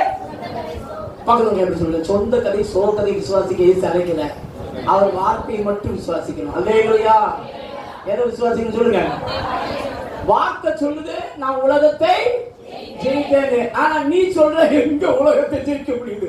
அங்கிட்டு போனா பாவம், இங்கிட்டு போனா பாவம், அங்கிட்டு போனா அது நிரப்புது, இங்கிட்டு போனா இது நிரப்புது பாஸ்டர் அப்படின்னு சொல்றியா? வேதம் என்ன சொல்லுது தெரியுமா? ரோமர் எழுதின நிருபம் 6ஆம் அதிகாரம் 14ஆம் வசனம் வாசிங்க பார்க்கலாம். Romans chapter 6 verse 14. நீங்கள் நியாயப்பிரமாணத்துக்கு கீழ்ப்படிராமல் கிருபைக்கு கீழ்ப்பட்டிருக்கிறபடியால் பாவம் உங்களை நல்லா கவனிங்க தேவ பிள்ளை, இயேசு கிறிஸ்துவின் உயிர்த்தெழுந்த வல்லமை இப்ப உனக்குள்ள இருக்குது. என்னைக்கு நீ இயேசுவை ஏற்றுக்கொண்டாயோ, என்னைக்கு நீ ஞானஸ்நானம் எடுத்தாயோ, அந்த இயேசு உயிர்த்தெழுந்த இயேசு யாருக்குள்ள இருக்கிறாரு? உனக்குள்ள இருக்கிறார். இந்த வல்லமையை, இந்த பாவத்தின் வல்லமை ஜெயிக்க நீ நியாயப்பிரமாணத்தை கீழ்ப்பட்டிருக்கவில்லை. நியாயப்பிரமாணம் கொல்லுகிறது, ஆவியோ உயிர்ப்பிக்க. நியாயப்பிரமாணம் என்ன தெரியுமா? சட்டம். சட்டம் என்ன தெரியுமா? இச்சியாதிருப்பாயாக, கொலை செய்யாதிருப்பாயாக, திட்டாதிருப்பாயாக, திருடாமல் இருப்பாயாக, இதெல்லாம் செய்யக்கூடாதுன்னு போட்டுருக்கீங்களா? நம்ம என்னைக்கு செய்யக்கூடாதுன்னு சொல்லுவோம், அன்னைக்கு செய்வோம். பார்த்துருக்கீங்களா? நீங்க வேணா டெஸ்ட் பண்ணி பாருங்க. இன்னைக்கு நான் யாருக்கும் என்ன செய்யக்கூடாது? ஃபர்ஸ்ட் கோபமே படமாட்டுன்னு ஒரு தீர்மானம் எடுத்து உட்கார்ந்துருப்பீங்க. அன்னைக்கு தான் பிள்ளை நம்மள டென்ஷன் ஆக்கும் பாருங்க, பிரஷர் ஏறி அன்னைக்கு தான் கூடப்பட்டு எல்லாத்தையும் நம்ம என்ன செய்வோம்? பார்த்திருக்கீங்களா? ஏன் பாஸ்டர் என்னால மட்டும் முடியல? வேற ஒண்ணும் இல்ல, நீ கிருபையை விசுவாசிக்காம நியாயப்பிரமாணத்தை விசுவாசிக்கிற. என்னத்தை விசுவாசிக்கிற? நியாயப்பிரமாணம் என்ன சொல்லுதுன்னா, நீ செய்யாதன்னு சொல்லுது. ஆனா கிருபையின் பிரமாணம் இயேசு உனக்காக எல்லாம் செய்து விட்டார் என்று சொல்லுகிறது. அல்லேலூயா. நம்ம எல்லாருமே என்ன நினைக்கிறோம்? நம்ம செய்யணும்னு நினைக்கிறோம். அல்லேலூயா. அதுக்காக இப்ப நீ கோபப்பட்டது பாவம் இல்லைன்னு சொல்ல முடியுமா? பாவம் பாவம் தான், கோபப்பட்டு தப்பு தான். ஆனா அதுக்காக நீ கோபக்காரி கிடையாது. அல்லேலூயா. நீ இயேசுவின் பிள்ளை. நீ யாருடைய பிள்ளை? தப்ப ஒத்துக்கணும். ஆண்டவரே, நான் செஞ்ச தப்பு தான், திருடி இருக்கேன்னு வச்சுக்கோயேன். நீ திருடுனது தப்பு தான், அதுல எந்த சந்தேகம் கிடையாது. அதுக்காக நீ திருட கிடையாது. நீ யாருடைய பிள்ளை? இப்ப உங்க பிள்ளை திருடுது, அதனால திருடன்னு சொல்றீங்களா? சொல்லுங்க, புரியுதுல்ல? உங்க பிள்ளை ஒரு தப்பு பண்ணுது, உடனே பாவின்னு சொல்றீங்களா? சொல்ல மாட்டீங்கல்ல? அது மாதிரிதான். ஆனா அதுக்காக அந்த பாவத்தில் நினைச்சிருக்குன்னு அர்த்தம் கிடையாது. அதை தப்பா புரிஞ்சுக்க கூடாது. புரியுதா? ஆமா, ஏசப்பா பாவத்தை உணர்த்துனா உடனே பாவ மன்னிப்பு கேட்டு அதை விட்டு விட வேண்டும். அல்லேலூயா. அதை வெறுத்து விட வேண்டும். அல்லேலூயா. அதை விட்டு ஓட வேண்டும். என்ன செய்யுங்க? 3 காரியம் சொன்னேன். என்ன செய்ய சொல்லுங்க பார்க்கலாம். விட்டு விடணும், வெறுக்கணும், ஸ்பாட்டை விட்டு என்ன செய்யணும்? ஆமா, நான் முன்னாடி வச்சுக்கிட்டு அப்படியே டான்ஸ் ஆடுவேன் அப்படின்னா நீ அவ்வளவுதான், கொஞ்ச நேரத்தில் படு பாவத்தில் என்ன செஞ்சிட வேண்டியதான், விழுந்துட வேண்டியதான். பாவத்தை முன்னாடி வச்சுட்டு என்ன செய்யக்கூடாது? விளையாட கூடாது. அல்லேலூயா. பாலியத்துக்குரிய இச்சைகளுக்கு என்ன செய்யணும்? விலகி ஓடணும். இதனாலதான் ஆவியானதுனால பாவம் பெருகின இடத்துல கிருபை என்ன செஞ்சிருச்சான்? பெருகிருச்சு, அதிகமாக பெருகிருச்சுன்னு சொல்லி போட்டுருக்கா போடலையாங்க. அதே 5ஆம் அதிகாரத்துல, ரோமர் 5ஆம் அதிகாரம் கடைசி வசனம் வாசிங்க பார்க்கலாம். ஆதலால் அதுக்கு மேலுள்ள வசனத்திலிருந்து மேலும் எது பெருகும்படிக்கு? மீறுதல் பெருகும்படிக்கு தான் சட்டமே என்ன செய்யப்படுது. இப்ப நீங்களே இருக்கிறீங்க, உங்களுக்கு நாம ஒரு டெஸ்ட் வைக்கிறோம், பார்த்துக்கலாம். இன்னைக்கு உயிர்த்தெழுதல் பண்டிகை. இது வரைக்கும் இந்த போர்டை இப்படி தான் பார்த்துருக்கீங்க. ஆனா இன்னைக்கு நாங்க ஒரு ஸ்கிரீனை போட்டுட்டு இதை தொடாதிருங்கள் அப்படின்னு மட்டும் ஒரு டைட்டில் போட்டிருக்கேன்னு வச்சுக்கோங்க. என்ன போட்டிருக்கேன்? இதை என்ன செய்யக்கூடாது? இத்தனை வருஷமா சபைக்கு வந்துட்டு இருக்கீங்க, சரிதானே? என்ன பாஸ்ட் இன்னைக்கு மட்டும் புதுசா இதை என்ன செய்யக்கூடாது? தொடக்கூடாதுன்னு போட்டிருக்காங்க. உங்களுக்கு ஒரு டெம்ப்டேஷன் வரும் பாருங்க. என்ன டெம்ப்டேஷன்? அது என்ன செஞ்சு ஆகணும்? பாஸ்ட் ஆனா அதை பத்தி எதுவுமே சொல்லாம ஒரு ஆள் பிரசங்கம் பண்ணிக்கிட்டு இருக்காருன்னு வச்சுக்கோங்க. உங்களுக்கு கூட விட்டு உணர்ச்சி என்ன செய்யும்? ஏதாவது சொல்லிட்டா கூட நீங்க கொஞ்சமாவது அமர்ந்துருவீங்க. ஆனா அவர் ஆராதனையும் நடத்துறாரு, பிரசங்கமும் பண்றாரு, எல்லாம் பண்ணி முடிச்சாச்சு. ஆனா இன்னும் அந்த பத்தி என்ன செய்ய மாட்டேங்குது.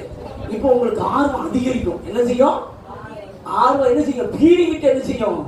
எலும்பு எப்படியாவது இதை ஆகணும், தோட்டே ஆகணும் அப்படிங்கிற எண்ணம் வரும். பார்த்துருக்கீங்களா? இதுதான் நியாயப்பிரமாணம். நியாயப்பிரமாணம் வந்து நமக்கு ஒரு நாள் என்ன செய்யாது? பலன் தராது. ஆனா கிருபையின் பிரமாணம் என்ன தெரியுமா? எதை செய்யணுமோ அதை செய்யப்படி பலனை தரும், எதை செய்யக்கூடாது செய்யாம இருக்கக்கூடிய பலனை தரும். அல்லேலூயா. இப்ப நீ எப்படி சிந்திக்கணும்? அதை இப்ப நமக்கு மேட்ரு என்ன அப்படின்னா, இப்ப நான் வந்து பாவத்துக்கு என்ன செஞ்சேன்? செத்து போனேன் அப்படிங்கறத என்ன செய்யணும்? விசுவாசிக்கிறேன். இப்படி போட்டிருக்கேன்னு வச்சுக்கிடுவோம், சரிதானா? இப்படி போட்டிருக்கு. ஆனா இப்ப நீ எதை விசுவாசிக்கிறேங்கிறதா மேட்ரு.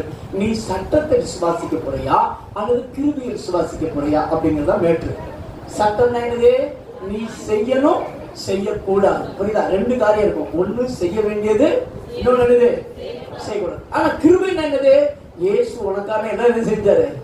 செஞ்சு முடிச்சாரு. இப்ப நீ விசுவாசிக்க மட்டும் தான் செய்யணும். அதான் மேட்ரு. என்னத்தை விசுவாசிக்கணும்? வாசிக்க பார்க்கலாம். ரோமர் 6ஆம் அதிகாரத்துல இந்த வசனத்தை நம்ம வாசிக்க முடிச்சிருவோம். நீங்க வாசிக்க நியாயப்பிரமாணம் பெருகும்படிக்கு மீறுதல் பெருகும்படிக்கு பாவம் என்ன செய்யுது? நியாயப்பிரமாணம் வந்தது. பாவம் பெருகின இடத்தில் கிருபை அதிகமாய் பெருகியது. பாவம் பெருகின இடத்துல என்ன பண்ணிருச்சான்? இப்ப நியாயப்பிரமாணம் நமக்கு என்ன செய்யுது? கூட பாவத்தை என்ன செய்யுது?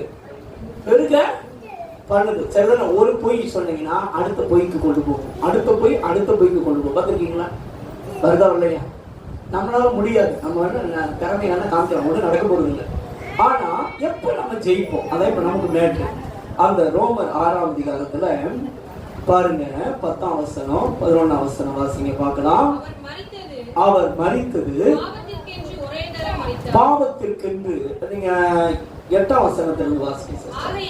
ஆகையால் கிறிஸ்துவோடே கூட நாம் மரித்தோமானால் அவரோட கூட பிழைத்தும் இருப்போம் என்று நம்புகிறோம். மரித்தோரிலிருந்து எழுந்த கிறிஸ்து இனி மரிப்பதில்லை என்று அறிந்திருக்கிறோம். மரணம் இனி அவரை என்ன செய்வதில்லை. இயேசு மரணம்ங்கிறது என்னது? ஒரு அசுத்தாரி சொன்னா சொல்லலையா? அதுக்கு ஒரு பல்லம் என்ன செய்யுது இருக்குது. இனி ஒரு நாள் மரணம் இயேசு என்ன செய்ய ஜெயிக்க. அப்ப சபையும் மரணம் என்ன செய்ய முடியும்? ஜெயிக்க. யார் யாரெல்லாம் இயேசுவை தரித்து கொண்டீங்களோ அவங்களும் மரணம் ஜெயிக்க, பாவம் ஜெயிக்க, சாத்தான் ஜெயிக்க, உலகம் ஜெயிக்க, துன்மார்க்கமான மனிதர்கள் ஜெயிக்க எதுவுமே என்ன செய்ய முடியாது. அல்லேலூயா. ஆனா இது எப்ப பாஸ்டர் பிராக்டிகலா தெரியும்? இப்ப நம்ம கேட்கறது என்னன்னா, இதெல்லாம் கேட்கறதுக்கு நல்லா தான் இருக்குது, ஆனா நான் உணர்றது வேற எல்லாம் உணர்றேன் அப்படின்னு நீங்க சொல்லலாம். நீங்க எப்ப இந்த அனுபவத்துல பாக்கணும்? நம்ம எல்லாருமே அனுபவத்தை தான் பாக்குறோம். எதை பாக்குறோம்? அனுபவத்தை பாக்குறோம். அனுபவம் எப்ப வரும் அப்படின்னா, நீ விசுவாசிக்கும் போது அந்த அனுபவத்துல பார்க்க. அல்லேலூயா. நீ என்ன செய்யும் போது?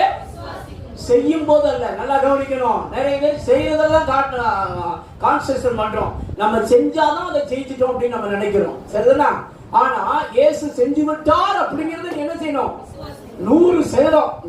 நான் செய்ய வேண்டிய இடத்துல யார் செஞ்சா அது என்னுடைய ஜெயம் அப்படிங்கறது விசுவாசித்தனா அது பிராக்டிகலா நீ பார்ப்ப. அல்லேலூயா. நான் செத்துட்டேன் அப்படின்னு நினைச்சேன்னா நீ செத்துட்ட. அல்லேலூயா. நீ சாகுறதுக்கு ட்ரை பண்றேன்னு வச்சுக்கோங்க, நீ ஒரு நாள் சாகவே. அல்லேலூயா. இன்னைக்கு நிறைய பேர் சாகுறதுக்கு ட்ரை பண்றாங்க. நிறைய பேர் தேவனுடைய பிள்ளையை போல வாழ ட்ரை பண்றாங்க. நீ தேவனுடைய பிள்ளையை போல வாழ ட்ரை பண்ணா உன் வாழ்க்கையில தோல்விதான் வரும். அதுல எந்த டவுட்டுமே. நீ இயேசுவின் நாமத்தின் மேல் விசுவாசம் உள்ளவனாய் அவரை ஏற்றுக்கொண்டவர்கள் எத்தனை பேர்கள் அத்தனை பேர்களும் தேவனுடைய பிள்ளைகளாகும்படி அவர்களுக்கு என்ன கொடுத்தா? இப்ப நான் யாரு? நான் தேவனுடைய பிள்ளை அப்படிங்கறத நான் முதல்ல என்ன செய்யணும்? விசுவாசிக்கணும். நீ எதை விசுவாசிக்கிறாயோ அதற்கேற்றாற் போல உன் பார்வை மாறும், பேச்சு மாறும், ஒரு செவி கேட்கறது மாறும், உன் நடக்கை மாறிவிடும். அல்லேலூயா. மாற்ற வேண்டியது உன் நடக்கை அல்ல, மாற்ற வேண்டியது உன் விசுவாசத்தை மாற்றணும். உன் விசுவாசத்தை சரி பண்ணணும். எதை சரி பண்ணணும்? நீ எதை விசுவாசிக்கிறாங்கிறதா இப்ப மேட்ரு. நீ என்ன உணர்றங்கிறது மேட்ரு கிடையாது. உன்னை சுத்தி என்ன பிரசன்ஸ் இருக்குங்கிறது மேட்ரு கிடையாது.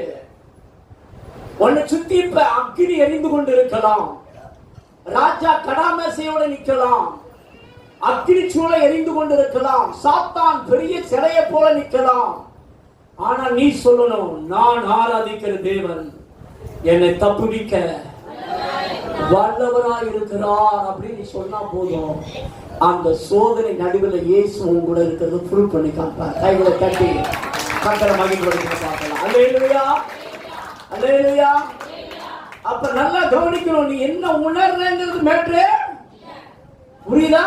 நீ எதை விசுவாசிக்கிற, எதை அறிக்கை பண்றங்கிறதா இப்ப மேட்ரு. உன் சரீரத்துல என்ன உணர்றங்கிறது மேட்ரு அல்ல. உன்னை சுத்தி என்ன பிரசன்ஸ் இருக்குங்கிறது மேட்ரு அல்ல. தேவ வார்த்தையை இயேசு 100% விசுவாசித்தார். எத்தனை சதவீதம்? சாத்தான் சொன்ன ஒவ்வொரு வேடுக்கும் இயேசு தேவ பிரசன்ஸ் உணரல, தேவ தூதனுடைய பிரசன்ஸ் இயேசு உணரல. இயேசு கிறிஸ்து தேவ வார்த்தை சாத்தானுக்கு முன்னாடி சொன்னார். மனுஷன் அப்பத்தினால் மாத்திரம் அல்ல, தேவனுடைய வாயிலிருந்து புறப்படுகிற ஒவ்வொரு வார்த்தையினாலும் பிழைப்பான் என்று எழுதி இருக்கிறது. உடனே சாத்தான் சொன்ன, நீரும் வசனத்தை எடுத்துட்டு நானும் வசனத்தை எடுக்கிறேன், மேல இருந்து கீழே குதியுமையா அப்படின்னு சொல்லிட்டான். வசனத்துல போட்டுக்கல அப்படின்னு. உடனே இயேசுமா அப்ப என்னத்தை எடுத்தாரு? உன் தேவனாகிய கர்த்தரை பரீட்சை பாராதிருப்பாயாக. ஒவ்வொரு சோதனைக்கும் இயேசு சொன்னது என்ன தெரியுமா? வசனத்தை சொல்லி சாத்தானுடைய பிரசன்ஸை இயேசு துரத்தினார். தேவதூதருடைய பிரசன்ஸை இயேசு உணர்ந்தார். கையில தட்டி நல்லா கவனிக்கணும். உன் வாழ்க்கையில பாவ சோதனை வரும்போது, பாவம் உன்னை மேற்கொள்வது போல தெரியும் போது, சாத்தான் உன்னை ஜெயிக்கிறது போல தெரியும் போது உனக்கு அந்த பிரசன்ஸை நீ உணரலாம். சரிதான? வியாதி உன்னை மேற்கொள்வது போல தெரியலாம். அவளுக்கு தலைவலி இருந்துச்சு, உனக்கு தலைவலி இருந்துச்சு. அவ செத்து போனா அது போல நீ செத்து போ அப்படிங்கிற எண்ணம் வரும் பொழுது நீ வாயை திறந்து சொல்லணும், நான் தரிசித்து நடவாமல் நான் விசுவாசித்து நடக்கிறேன். இயேசு சிலுவையில எல்லாவற்றையும் என்ன செய்து விட்டார்? செய்து முடித்து விட்டார். மெய்யாகவே அவரின் பலவீனங்களை ஏற்றுக்கொண்டு என் நோய்களை சுமந்து தீர்த்து விட்டார். நான் அவருடைய தழும்புகளால் சுகமானேன். 1 பேதுரு 2ஆம் அதிகாரம் 24, 25 வாசிங்க பார்க்கலாம். 1 பேதுரு 2ஆம் அதிகாரம் 24, 25. வாசிங்க, சத்தமா வாசிங்க. நீ எதுக்கு செத்துட்ட? இன்னும் நீ சாக ட்ரை பண்ணேன்னா சாகவே மாட்டேன். அதை எழுதி வச்சுக்கோங்க. புரியுதா? நிறைய பேர் பாவத்துக்கு சாக ட்ரை பண்றாங்க. என்ன பண்றாங்க? ஹலோ, நீ என்ன உணர்றது முக்கியமல்ல, இயேசு அதை நிறைவேற்றி விட்டார். அதுதான் விசுவாசம். அல்லேலூயா. நீ நிறைவேற்றும்படி உன்னை கர்த்தர் அழைக்கல. கர்த்தர் உனக்காக எல்லாம் செய்து முடித்து விட்டார் என்பதை விசுவாசிக்கும்படியே கர்த்தர் உன்னை அழைக்கிறார். புரியுதா? ஆனா நம்ம என்ன நினைக்கணும்னா, நான் செஞ்சிருக்கேன் அப்படின்னு தான் பாக்குறோம். எப்படி? நான் செஞ்சிருக்கேன். நீ செய்யறது மேட்டர் இல்ல, இயேசு அதை என்ன செய்து விட்டார்? இயேசு என்ன செஞ்சார்? அவர் செஞ்சுட்டாருன்னா நான் செஞ்சதுக்கு அர்த்தம். அவ்வளவுதான் மேட்ரு. அதை நான் விசுவாசிக்கணும். அதை வாயை திறந்து என்ன செய்யணும்? அதை பேசுனா நீ என்ன பிரசன்ஸ் உணர்றியா, அந்த பிரசன்ஸ் உணர்விட்டு என்ன செஞ்சிடும்? போயிடும். தேவ பிரசன்ஸ் உன்னை மூடிடும். அல்லேலூயா. நம்ம நம்ம என்ன விரும்புறோம் அப்படின்னா, நான் இயேசுவோட பிரசன்ஸ் உணரணும் பாஸ்டர், சமாதானத்தை உணரணும் பாஸ்டர், நான் சுகத்தை உணரணும் பாஸ்டர், நான் பலத்தை பார்க்கணும் பாஸ்டர். நான் பலவீனத்துல இருக்கிறேன். எதுல இருக்கிறேன்? ஆனா நம்ம இப்ப என்ன விரும்புகிறோம்? பலத்தை பார்க்க விரும்புகிறோம். எப்பொழுது அது நடக்கும்? நீ பலவீனத்தை பார்த்து தேவ வார்த்தையை பேசினா பலவீனம் போயிடும். பலத்தை பார்ப்பாய். கைகளை தட்டி கத்தரவாய் பண்ணுங்க பார்க்கலாம். அல்லேலூயா. கிறிஸ்துவின் ஜெயம் என்னுடைய ஜெயம். அல்லேலூயா. கிறிஸ்துவின் வெற்றி என்னுடைய வெற்றி. அல்லேலூயா. வாசிங்க. இப்ப நம்ம அந்த வசனத்தை வாசிங்க பார்க்கலாம். நாம் பாவத்துக்கு செத்து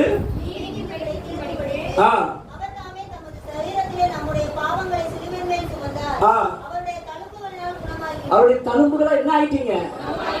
அப்ப நீ எதை பேசணும்? ஹலோ, சுகமாவேன்னு போட்டுட்டா அந்த சுகமாயிட்டேன்னு போட்டுட்டா. பழைய ஏற்பாடு தான் சுகமானீங்க. பழைய ஏற்பாடு உனக்காக கர்த்தர் யாவையும் செய்து முடிப்பா. புதிய ஏற்பாடு உனக்காக எல்லாம் செஞ்சு முடிச்சிட்டாரு. அல்லேலூயா. உனக்கா செய்யறதுக்கு நீ ஒண்ணுமே எல்லாம் இயேசு கிறிஸ்து சிலுவையில் என்ன செய்தார்?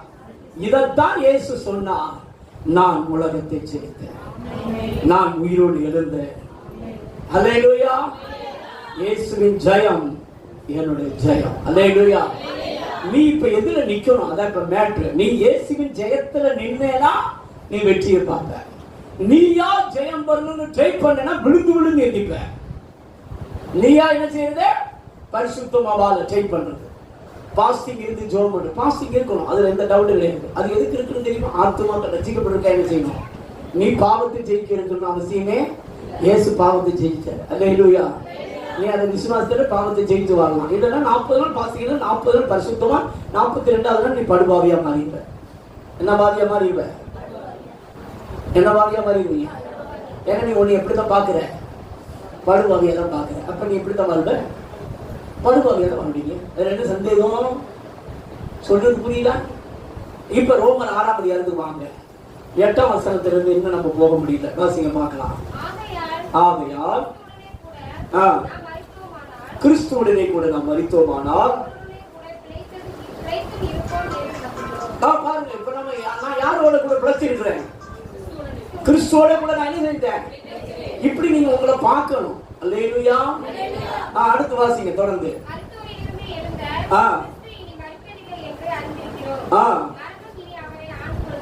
மரணம் இயேசு ஆண்டு கொள்ளாது, அதனால நம்மளே ஆண்டு கொள்ள முடியாது. அடுத்து, அவர் மரித்தது பாவத்திற்கு ஒரே தரம் மரித்தார், அவர் பிழைத்திருக்கிறது தேவனுக்கு.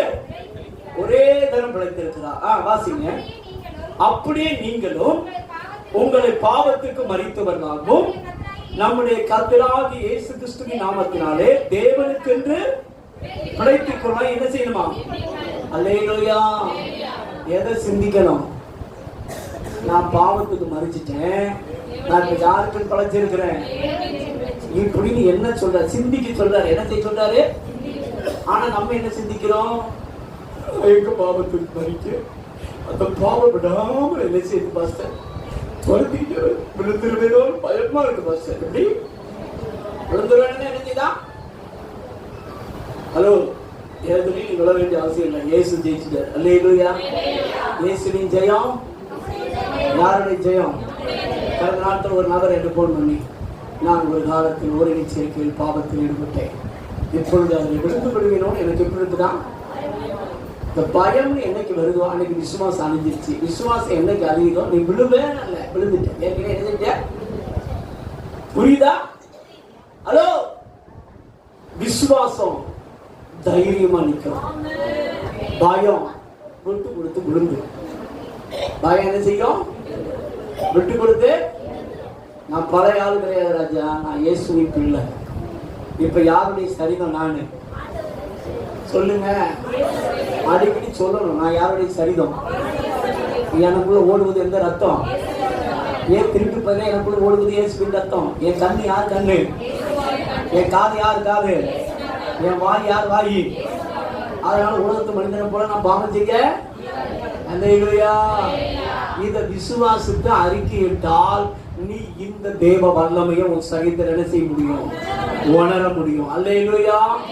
கள்ள தொடர்பு என்ன மேற்கொள்ள, காதல் கத்திரிக்கை என்ன மேற்கொள்ள, அப்படி சொல்லணும். அல்லேலூயா. காதல் கத்திரிக்கை ஞாபகிக்கிறோமோ அப்படின்னா கவலைப்பட வேண்டிய அவசியம்.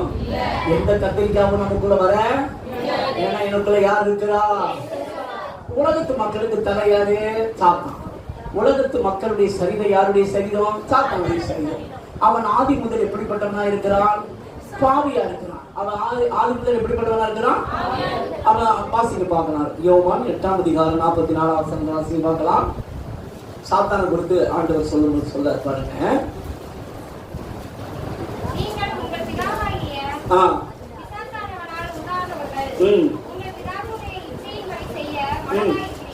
மனதுனா என்ன? சரிதானே? இப்ப நமக்கு ஆவியானவர் என்ன எழுதுறாரு? நீயும் இயேசுவை போல பாவத்துக்கு மறிச்சு நீதிக்கு படைச்சிருக்கன்னு என்னடா அப்படிங்க. சொல்றது புரியுதா? நீங்க எதுக்கு மறிச்சிட்டீங்க? சொல்லுங்க. சரீரம் தூண்டுதே. சரீரமே, நான் பாவத்துக்கு மறிச்சுட்டேன். தெரியுமா உனக்கு? பாவத்துக்கு வாயை மூடிக்கு ஒழுங்கா இருக்கணும். என்ன செய்யணும்? வாயை மூடிட்டு எப்படி இருக்கணும்? நான் செத்து போன தெரியுமா உனக்கு அப்படின்னு அதுக்கு என்ன செய்யணும்? சொல்லணும். அல்லேலூயா. அது சொல்றபடியெல்லாம் நீங்க கேட்க கூடாது. அல்லேலூயா. நான் ஏசப்பா சொல்றாரு, நான் செத்து போனேன்னு சொல்றாரு, நீ என்ன இப்படி ஆட்டாடிக்கிட்டு இருக்க அப்படின்னு கேட்கணும். அல்லேலூயா. எனக்குள்ள ஓடுவது எந்த ரத்தம்? கிறிஸ்துவ வாழ்க்கைகள் சேலஞ்ச் பண்ண முடியும். என்ன பண்ண முடியும்? சேலஞ்ச் பண்ண முடியுங்க. பண்ண முடியாதுன்னா ஒண்ணுமே கிடையாது. அப்ப நீங்க ஒரு கேள்வி கேட்கலாம். பாஸ்டர், சேலஞ்சு பண்ணலாம்னு சொல்றீங்க, நான் எத்தனை கிறிஸ்தவங்களை பார்த்துட்டேன், அவங்க பொத்திலின்னு மேல இருந்து கீழே விழுந்துட்டாங்க. பொத்திலின்னு மேல இருந்து கீழே விழுந்துட்டாங்க. நானும் எப்படி விற்பனை, எனக்கு என்ன கேரண்டி இருக்கு அப்படின்னு கேட்டீங்களா? இது நமக்கு கேரண்டி இருக்குதா இல்லையா? கேரண்டி யூதா எழுதுறது இருக்கும் 1ஆம் அதிகாரத்துல. யூதா எழுதுறது 1ஆம் அதிகாரம் 24ஆம் வசனம் வாசிக்க பார்க்கலாம். வலுவாதபடி உங்களை காக்கவும் தமது மகிமையுள்ள சன்னிதானத்திலே மிகுந்த மகிழ்ச்சியோட உங்களை மாசற்றவர்களாய் நிறுத்தவும் வல்லமையில. நீ விசுவாசிக்கிற இயேசு எப்படிப்பட்டவர்? நீ விசுவாசிக்கிற ஆவியானவர் எப்படிப்பட்டவர்? நீ விசுவாசிக்கிற பிதாவாகிய தேவன் எப்படிப்பட்டவர்? வலுவாதபடி உன்னை காக்கவும் தமது மகிமையுள்ள சன்னிதானத்தில் மாசற்றவனாய் உன்னை நிலை நிறுத்தவன் எப்படிப்பட்டவர்? நான் ஆண்டவர்கிட்ட கேட்டதான் சொல்றேன். இது எனக்கு ஏசப்ப பேசுறது. நான் கேட்டேன். ஏன்னா நிறைய பேர் வீழ்ச்சியை பத்தி பேசிக்கிட்டு இருந்தாங்க. சரிதானா? அவங்க விழுந்துட்டாங்க, இவங்க விழுந்துட்டாங்க, அவங்க பணாசல் விழுந்துட்டாங்க, இவங்க பெண்ணாசல் விழுந்துட்டாங்க, இவங்க பெருமையில விழுந்துட்டாங்க அப்படின்னு எனக்கு 5000 வயசு கழிச்சு ஐயோ இவங்களை விழுந்துட்டாங்க, நம்மளா கடைசி வரைக்கும் வண்டியை ஓட்டுவோம் தெரியலையே அப்படி பைபிள் காலத்தில் படிக்கும்போது எனக்கே வைத்தொழி ஒருத்த காலத்துல மாதிரி போச்சு. உடனே நான் ஆவியானவர் கேட்டேன், ஆவியானவர் எல்லாரும் இப்படி பேசிக்கிட்டு இருக்காங்க, என்ன கண்டு பெரிய பெரிய ஊழியக்காரங்களாம் டபான்னு ஓடிட்டாங்க, இப்போதான் நானே வந்திருக்கேன் ஊழியத்துக்கு, இவங்க வேற இப்படி சொல்லிட்டு இருக்காங்க, என்னால நிக்க முடியுமா அப்படின்னு கேட்டேன். அப்பதான் எனக்கு ஆவியானவர் சொன்னார், முடியும் அப்படின்னாரு. என்னது, உன்னால கடைசி வரைக்கும் நிக்க முடியும். எப்படி முடியும் அப்படின்னு கேட்டேன். உடனே ஆண்டவர் சொன்னார், மறுவாதபடி உடைய காக்கவும் தமது மகிழ்வு உள்ள சன்னிதானத்துல மாசற்றவனை நிறுத்தவும் நான் எப்படிப்பட்டவர், நான் வல்லமை உள்ளவர். கையை தட்டி அப்பாவுக்கு நன்றி சொல்லுங்க. அதுக்கு பிறகுதான் தைரியமா ஊழியத்துல இறங்கினேன். பைபிள் காலத்துக்கு அடுத்து இல்ல அப்படின்னா 10ஓட 11 அத்தோட 12 வந்து விசுவாசியா வந்துட்டு டாடாய் பை பாய் அப்படின்னு நானும் போயிடும்னு யோசித்தேன். சொல்றது புரியுதா? எனக்கு ஆவியானவர் சொன்ன பிறகுதான் எந்த ஊழியக்காரங்க எப்படி இருக்கிறாங்க, என்னைய இயேசு கிறிஸ்து நிலைநிறுத்த எபிரேயர் 7ஆம் அதிகாரம் 25ஆம் வசனம் வாசிக்க பார்க்கலாம். எபிரேயர் 7:25 மேலும் தமது மூலமாய் தேவனிடத்தில் சேர்வதற்காக வேண்டுதல் செய்யும்படிக்கு அவர் எப்பொழுதும் உயிரோடு இருக்கிறவர். இயேசு எப்படிப்பட்டவருங்க? உயிரோடு இருக்கிறவர். ஆவியால் அவர்களை இயேசு எப்படிப்பட்டவருங்க? முற்று முடிய ரட்சிக்க. அதனால சகோதரனே சகோதரியே, வாழ்க்கையில பாவ போராட்டம் வரலாம், சாசு போராட்டம் வரலாம், உலக போராட்டம் வரலாம். சரி, நான் என்ன போராட்டம் வந்தாலும் போராட்டம் வரும். ஆனா போராட்டம் ஒண்ணு ஜெயிக்காது.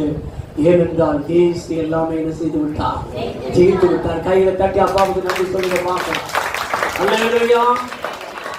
பூலோகத்துல நமக்கு கூட இருந்து ஒருத்தர் வேண்டுதல் செய்யறாரு, பரலோகத்துல பிதா கிட்ட இருந்து ஒருத்தர் நமக்கு என்ன செஞ்சுட்டு இருக்காரு? எப்பயுமே வேண்டுதல் செஞ்சுக்கிட்டு இருக்காரு. தெரியுமா உங்களுக்கு? பூலோகத்துல வேண்டுதல் செய்யறது யாரு? ரோமர் 8ஆம் அதிகாரம் 26, 27 வாசிங்க பார்க்கலாம்.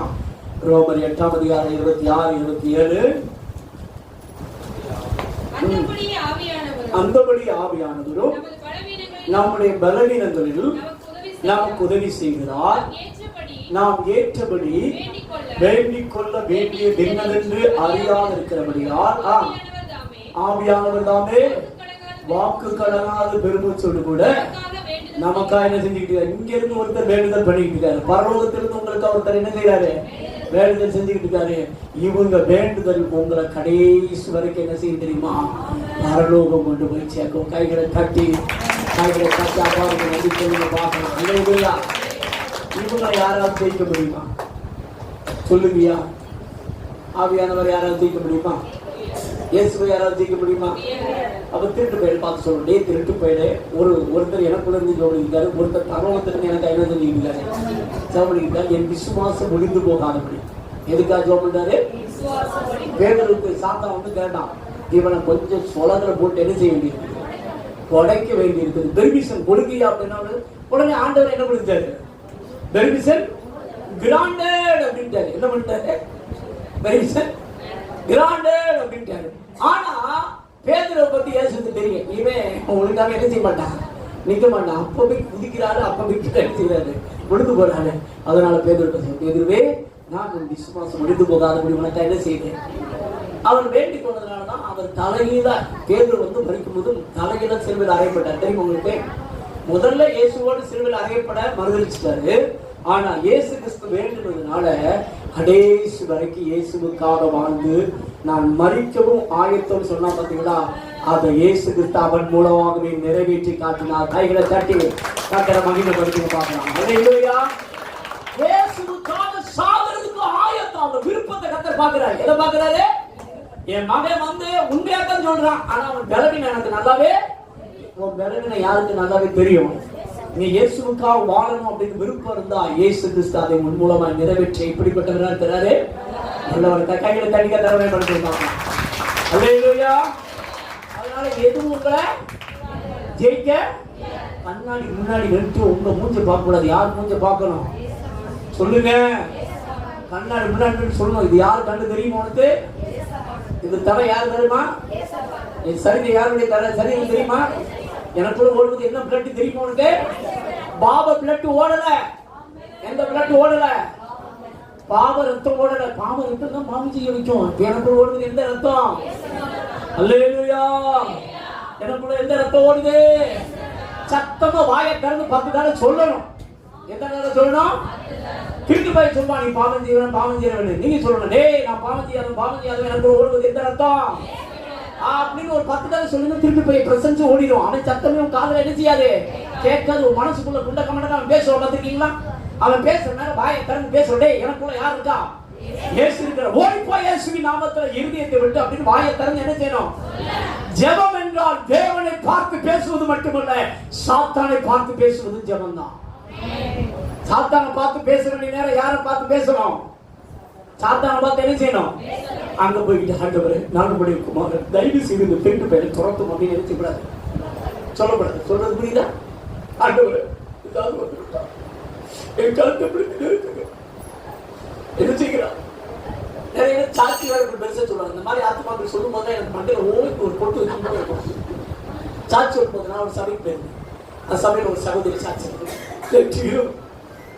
நான் தூங்கி கொண்டு அப்பொழுது ஒரு கருப்புருவம் வந்தது. அப்படின்னு கூப்பிட்டு ஆனா தமக்கு நீங்க பிடித்து கட்டிவிட்டு வாயை திறக்க முடியவில்லை. என்னை அமைக்கி விட்டது. கண்ணை திறக்கவே முடியவில்லை. கண்ணை என்ன செய்ய கொஞ்ச நேரங்களுக்கு நான் போனது சபையால் எனக்காக வேண்டிக் கொண்டு இரவு நேரங்களுக்கு பிசாசம் என்ன செய்வது? அமைப்பு உன்னை மண்டையில் முதல்ல ஓட்டு ஒரு என்ன செய்யணும்? கொட்டு வைக்கணும். திருட்டு பையன் வந்தானா வாயை திறந்து போடா திருட்டு பையன் சொல்றதை விட்டுட்டு அவனை பார்த்து ஆமா சாமி கொண்டு என்ன போட்டு ஒரு நபர்கிட்ட கேட்டேன், பிசாசு உங்க வீட்டுக்கு இன்னைக்கு நைட் வந்தா என்ன செய்வீங்க? உடனே பாஸ்டர் போன் எடுப்பேன்.